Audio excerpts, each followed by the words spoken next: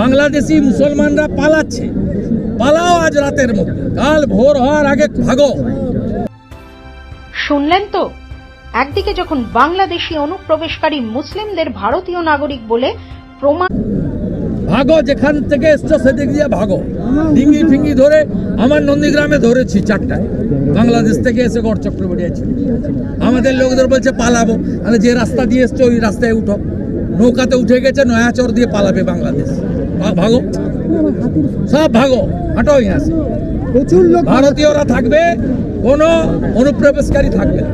শুধু তাই নয়, এসআইআর প্রক্রিয়া শেষে চিহ্নিত অনুপ্রবেশকারীদের দেশে ফেরত পাঠানো হবে বলে হুঁশিয়ারি দেন তিনি। কয়েক লক্ষ পালিয়েছে, আর বাকি কয়েক লক্ষকে 7ই ফেব্রুয়ারি ফাইনাল ভোটার লিস্টের পরে বিএসএফ চুলের মুঠি ধরে তাড়াবে।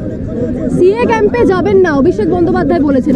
হিন্দুদেরকে বিভ্রান্ত করছে, যাতে বাংলাদেশ থেকে আসা ধর্মীয় কারণে হিন্দুরা, এই কাকদ্বীপ এলাকাতেও প্রচুর আছে, তারা যাতে সিএ ক্যাম্পে গিয়ে অ্যাপ্লাই না করে, তাহলে হিন্দু ভোটটা উঠবে না, ওদের সুবিধা হবে।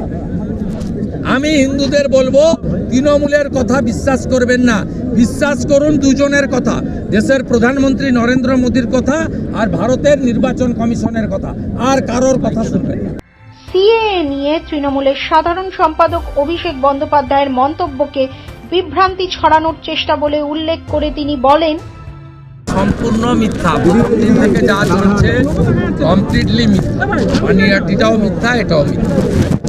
এবং 7ই ফেব্রুয়ারি পর্যন্ত যত সুইসাইড হবে, অ্যাক্সিডেন্ট হবে, ন্যাচারাল ক্যালামিটিতে মারা যাবে, এমনকি সাপে কাটাও মারা যাবে, সবই তৃণমূল চালাবে। আতঙ্কের পরিবেশ তৈরি করা, মানুষকে বিভ্রান্ত করা, এটা হচ্ছে তৃণমূলের কাজ। আমরা ইলেকশন কমিশন ভার্সেস পিসি ভাইপোর লড়াই দেখবো, আমরা জড়াবো।